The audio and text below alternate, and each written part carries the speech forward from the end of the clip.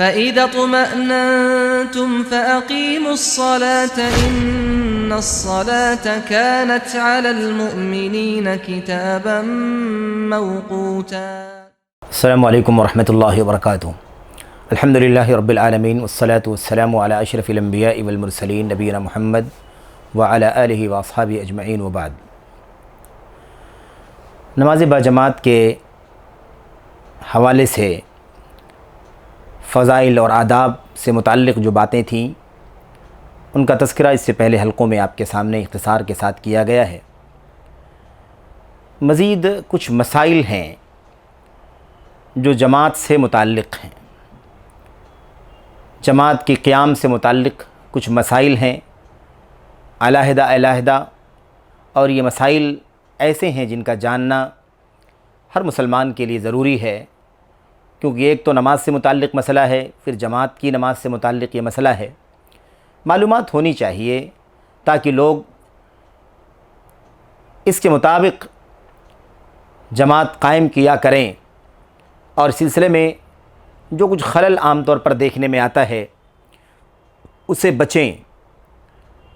اس میں کوئی شک نہیں ہے کہ جماعت سے متعلق بہت سارے مسائل ہیں، اور وہ مسائل اس قدر اہم بھی ہیں کہ ان کا جاننا تمام مسلمانوں کو ضروری ہے، لیکن بعض مسائل ایسے ہیں جو اکثر پیش آتے ہیں، زیادہ تر پیش آتے ہیں، اور بسا اوقات اور بعض مسائل ایسے ہیں جو پیش آ جاتے ہیں، کبھی رونما ہو جاتے ہیں، تو ایسے مسائل کے سلسلے میں اہل علم سے رہنمائی مل جاتی ہے۔ لیکن جو مسائل عام طور پر پیش آتے ہیں ان کا تذکرہ اس لیے کیا جانا چاہیے تاکہ ہر شخص کے علم میں وہ چیزیں رہیں اور لوگ اس کے مطابق حسب ضرورت عمل کر سکیں۔ مثال کے طور پر ایک مسئلہ یہ ہے کہ جماعت کے لیے کتنے لوگوں کی ضرورت ہوتی ہے۔ ہم نماز کی بات کر رہے ہیں، جماعت کی بات کر رہے ہیں، آخر کتنے لوگ رہیں گے تو جماعت بن سکے گی؟ اللہ کے نبی علیہ السلام کی حدیث ہمارے سامنے اس سے پہلے گزر چکی ہے اور ہمارے سامنے ہے۔ وہ یہ ہے کہ اللہ کے نبی علیہ السلام نے فرمایا ہے کہ جتنی زیادہ تعداد جماعت میں ہوگی اتنا ہی زیادہ وہ افضل ہے۔ اللہ کے نبی نے فرمایا تھا جس جماعت کے اندر ایک امام ایک مقتدی ہوگا وہ تنہا پڑھنے سے بہتر ہے، یعنی جماعت ہے وہ، اور جس جماعت کے اندر دو کے بجائے تین لوگ ہوں گے، یعنی ایک امام ہوگا اس کے پیچھے دو مقتدی ہوں گے، وہ ان سے زیادہ بہتر ہے۔ اللہ کے نبی نے فرمایا کہ جتنی زیادہ تعداد ہوگی اتنا زیادہ اجر و ثواب زیادہ ہوگا، بڑھ جائے گا۔ اس سے یہ بات واضح ہو چکی تھی اس حدیث سے کہ امام اور ایک مقتدی دو لوگ اگر ہوں تو جماعت قائم ہو سکتی ہے، کیونکہ اللہ کے نبی علیہ السلام نے صلاۃ الفرض اور منفرد کی نماز کے بالمقابل جو جماعت کی نماز کی بات شروع کی ہے اس میں آپ نے امام کے ساتھ ایک آدمی کا تذکرہ فرمایا ہے۔ اس سے معلوم پڑتا ہے کہ امام اور ایک مقتدی سے جماعت قائم ہو سکتی ہے، اور امام کے ساتھ وہ کھڑا ہونے والا ضروری نہیں ہے کہ وہ بالغ ہو اور بڑا ہو، ضروری نہیں ہے، اگر ہو تو ٹھیک ہے، نہیں ہے اگر مثال کے طور پر بچہ ہے تو بھی وہ امام کا مقتدی ہوگا، اور اس امام اور مقتدی جو بچہ ہے ان دونوں کے ملنے سے وہ جماعت مانی جائے گی، جماعت قائم ہو جائے گی۔ ایسے ہی مثال کے طور پر اگر امام کے علاوہ کوئی بڑا یا کوئی بچہ نہیں ہے بلکہ کوئی عورت ہے، اور اگر وہ عورت محرم ہے تو کوئی حرج نہیں ہے، تو بھی جماعت قائم ہو جائے گی، مرد آگے ہو جائے گا اور صف بندی کا جو طریقہ اس کے حساب سے عورت اس کے پیچھے کھڑی ہوگی اور جماعت قائم ہو جائے گی۔ لیکن اگر محرم نہیں ہے، غیر محرم ہے، تو ایسی صورت میں ضروری ہے کہ دونوں اس طریقے سے بالکل آگے پیچھے ایک صف میں نہ بیٹھیں، خلوت ہوگی، یہ نہ جماعت بنائیں، کیونکہ یہ خلوت ہے، اور ایسی صورت میں خلوت میں رہنا حرام ہے، کیونکہ اللہ کے نبی علیہ السلام کے سلسلے میں حدیثیں موجود ہیں، تو اس سے بچنا ضروری ہے۔ لیکن اگر امام ہو اور دوسرے دائرے میں دوسری جگہ پیچھے اس کے جو عورتوں کا حصہ ہے، اگر وہاں پر ایک عورت بھی تنہا کھڑی ہوگی تو ایسی صورت میں بھی جماعت ہو جائے گی۔ البتہ ایسی صورت میں یہی اشکال ہوگا کہ وہ متابعت کیسے کر پائے گی، لیکن اگر کوئی صورت ہے تو جماعت بننے میں کوئی اشکال نہیں ہے۔ اللہ کے نبی علیہ السلام کے سلسلے میں جو حدیث ہے اور بہت ہی صریح حدیث ہے وہ حضرت عبداللہ بن عباس رضی اللہ تعالیٰ عنہ کی ہے۔ اس سے پتہ چلتا ہے کہ جماعت کے لیے ایک امام ایک مقتدی کافی ہے، اور بچہ ہو تو بھی کافی ہے۔ اللہ کے نبی علیہ السلام کی حدیث ابن عباس بیان فرماتے ہیں رضی اللہ تعالیٰ عنہ، بت عند خالتی میمونہ، میں ایک شب اپنی خالہ میمونہ کے ہاں سویا۔ اللہ کے نبی علیہ الصلوۃ والسلام رات میں اٹھے اور قیام اللیل آپ نے کیا، میں بھی اٹھا، میں بھی اللہ کے نبی علیہ الصلوۃ والسلام کے ساتھ نماز پڑھنے لگا۔ جب میں آیا نماز پڑھنے کے لیے وضو کر کے تو میں آپ کے بائیں طرف کھڑا ہو گیا۔ امام اللہ کے نبی علیہ الصلوۃ والسلام نماز پڑھ رہے تھے اور میں آپ کے ساتھ شامل ہوا تو آپ کے بائیں طرف شامل ہو گیا، یعنی جو صورتحال بنی وہ یہ بنی کہ اللہ کے نبی جو امام تھے وہ دائیں طرف ہو گئے اور میں بائیں طرف کھڑا ہوا، مقتدی بائیں طرف ہو گیا۔ ایسی صورت بن گئی، اللہ کے نبی علیہ الصلوۃ والسلام نے فوری طور پر آپ نے میرے سر کو پکڑا اور آپ نے مجھے اپنی دائیں طرف کھڑا کر لیا۔ یعنی مثال کے طور پر یہ میرا بایاں ہے، اگر یہاں پیچھے میرے بائیں طرف کوئی کھڑا ہو جائے تو میں اسے اس طریقے سے اس کا سر پکڑوں یا پیچھے کی طرف سے اشارہ کر کے اسے پیچھے سے دائیں کی طرف اپنی دائیں طرف کھڑا کر دوں۔ پتہ یہ چلا کہ بچہ بھی مقتدی بن جائے اور تنہا امام کے ساتھ رہے تو جماعت قائم ہو جائے گی اور یہ جماعت مانی جائے گی۔ دوسری بات یہ معلوم پڑی کہ اگر دو لوگوں کی جماعت ہو، جو اقل جماعت ہے، سب سے کم درجہ ہے جماعت کا، یعنی جماعت یہیں سے شروع ہوتی ہے، تو ایسی صورت میں سب بندی کا طریقہ یہ ہے کہ امام بائیں طرف کھڑا ہوگا اور مقتدی دائیں طرف کھڑا ہوگا۔ واضح رہے، امام فضیلت والا ہے، دائیں طرف نہیں کھڑا ہوگا، بلکہ فاضل جو ہے امام وہ بائیں طرف کھڑا ہوگا اور مفضول جو مقتدی ہے وہ دائیں طرف کھڑا ہوگا۔ یہ نبی کریم صلی اللہ علیہ وسلم کی حدیث سے پتہ چلتا ہے۔ تو اس سے پتہ چلتا ہے کہ صف بندی جماعت کے لیے دو لوگ کافی ہیں۔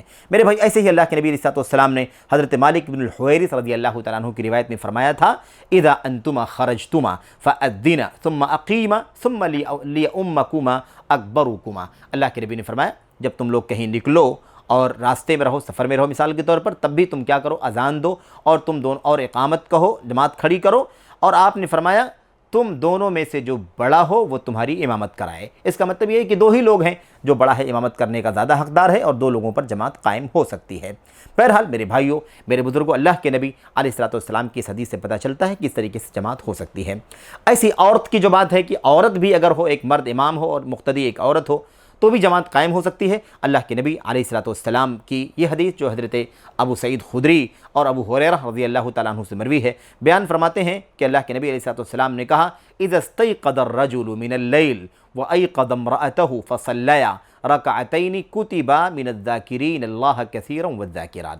جب آدمی مرد رات میں اپنے قیام اللیل کے لیے اٹھے، بیدار ہو اور اپنی بیوی کو بیدار کرے، خود بیدار ہو، اپنی بیوی کو نماز کے لیے بیدار کرے، دونوں جماعت کے ساتھ نماز پڑھیں، کتبا من الذاکرین اللہ کثیرا والذاکرات، تو یہ دونوں جن لوگوں نے میاں بیوی نے جماعت بنا کر کے نماز پڑھی ہے، یہ بہت زیادہ اللہ کو یاد کرنے والوں اور اللہ کو بہت زیادہ یاد کرنے والوں میں لکھے جائیں گے۔ یعنی مرد جو ہے اللہ کا کثرت ذکر کرنے والوں میں تذکرہ لکھا جائے گا، اور عورت جو ہے وہ کثرت سے ذکر کرنے والی عورتوں میں لکھی جائے گی۔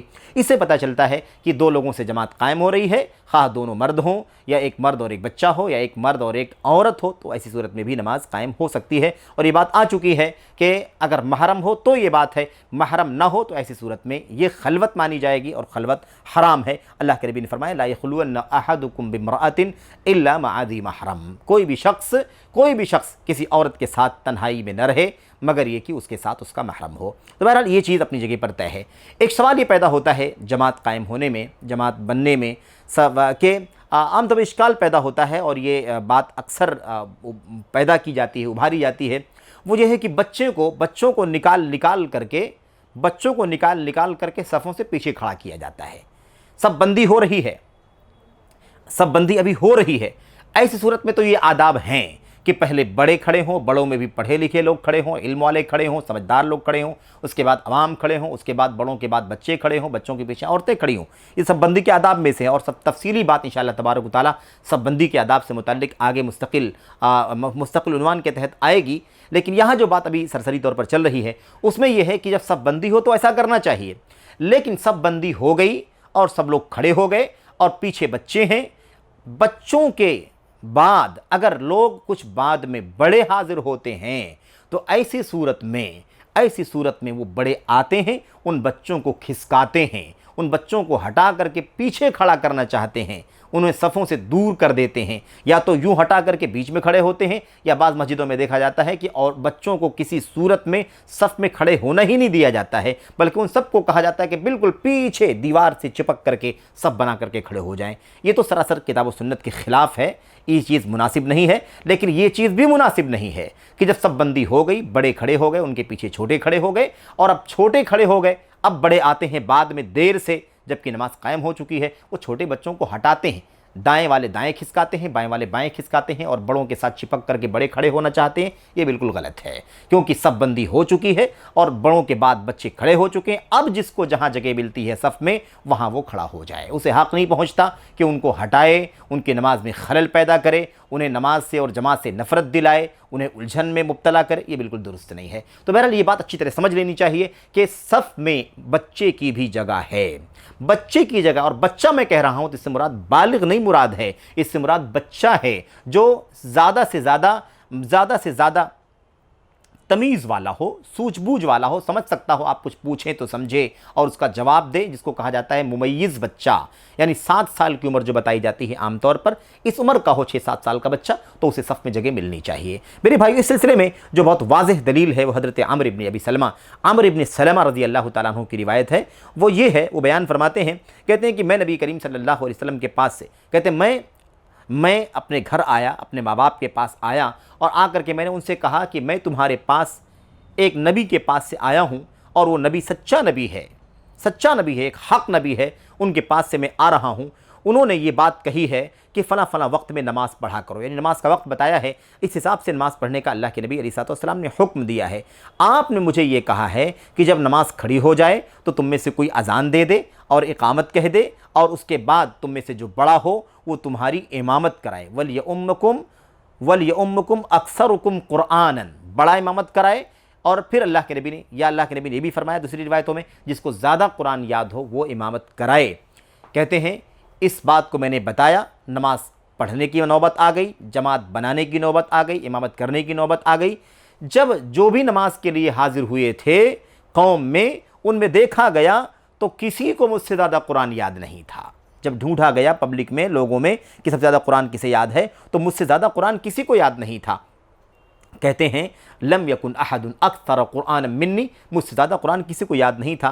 कहते हैं उसकी वजह ये थी कि लिमा कुन्तु अतलक्का मिनर रुकबान, क्योंकि जो आने जाने वाले होते थे राहगीर सवार लोग, मैं उनसे पूछ करके अल्लाह के नबी अलैहिस्सलाम से क्या सुन करके आए हैं, उन्होंने क्या बताया है, क्या सिखाया है, मैं उनकी ज़बान से अल्लाह के नबी अलैहिस्सलाम की बातें और कुरान करीम की आयतों को याद कर लिया करता था। इसका नतीजा ये हुआ कि मुझे लोगों ने इमामत के लिए मुसल्ले पर मुक़द्दम किया, आगे बढ़ाया, बेटे आओ तुम नमाज़ पढ़ाओ, तुमसे ज़्यादा कुरान किसी को याद नहीं है। कहते हैं वअना इब्नु सित्तिन और सबईन, या अना इब्नु सित्ति और सबई सिनीन, उस वक्त मेरी उम्र 6 या 7 साल की थी। आप देखिए 6 या 7 साल का बच्चा जब इमामत के मसल्ले पर खड़ा हो सकता है, तो भला आम सफ़ों के अंदर उसे जगह क्यों नहीं दी जाएगी? क्या मुबर्रिर है इसके पीछे, क्यों उन्हें हटाया जाता है? और यही वजह है कि ये बच्चे सफ़ों से दूर रह करके धीरे धीरे बढ़ते हैं, पलते हैं, बढ़ते हैं, जवान हो जाते हैं, लेकिन बड़ों के बीच में नहीं रहे, बड़ों के बीच में नहीं खड़े हुए, नमाज का तरीक़ा नहीं सीखा, दुआएं नहीं समझा, रुकू सजदे का तरीक़ा नहीं सीखा, गपशप करते रहे, बातचीत करते रहे, खेल तमाशा करते रहे, शोर व शगब करते रहे, और इस तरीके से उनकी नमाज बड़े होने के बाद भी दुरुस्त नहीं होती है। ये बहुत बड़ा नुकसान है। तो बहरहाल कहने का मतलब ये है कि नमाज के लिए 2 आदमी, जमात के लिए 2 आदमी काफ़ी हैं, एक बड़ा और एक बच्चा जमात कायम कर सकते हैं, जैसा कि हमने अर्ज़ किया हदीसों की रोशनी में। ऐसे ही एक औरत, एक मर्द भी जमात कायम कर सकते हैं। बच्चा अगर 6-7 साल का है और समझदार है, ऐसी सूरत में वो इमामत कर सकता है, तो वो सफ़ बंदी में क्यों उसकी जगह क्यों नहीं होगी, सफ़ में उसका हिस्सा, उसका हक़ क्यों नहीं होगा?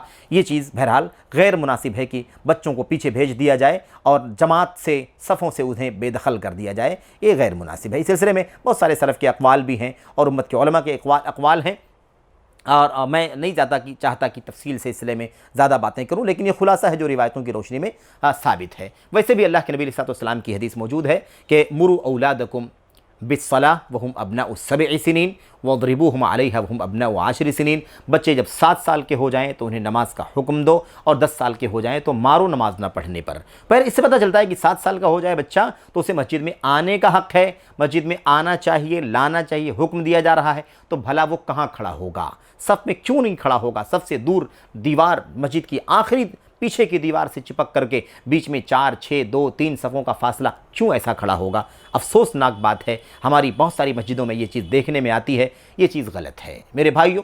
बच्चे शोर मचाते, लोग कहते हैं बच्चे शोर मचाते हैं, खेल तमाशा करते हैं, इसलिए उन्हें अलग कर दिया जाना चाहिए। हम ये अर्ज़ करना चाहते हैं कि एक तो हदीस नबी करीम सल्लल्लाहु अलैहि वसल्लम की वाज़ेह दलील है कि ये गलत है। दूसरी चीज़ ये है कि बच्चे शोर इसीलिए करते हैं, खेल तमाशा इसीलिए करते हैं क्योंकि बच्चे ही पीछे इकट्ठा हो जाते हैं। अगर वो बच्चे अपने सरपरस्तों के साथ, अपने बापों के साथ, अपने बड़े भाइयों के साथ सफ़ों में शामिल रहें तो इंशाअल्लाह तबारक व तआला नमाज की तालीम भी उन्हें मिलेगी और वो शोर शराबे से अपने आप को बचाएंगे भी। और तरबियत का एक बेहतरीन तरीक़ा है जिसे अपनाना चाहिए। बहरहाल अल्लाह से दुआ करते हैं कि अल्लाह तबारक व तआला हमें सफ़ बंदी में, जमात बनाने में, सफ़ के हवाले से जो ये बात है इसे समझने की तौफ़ीक़ अता फ़रमाए। आमीन।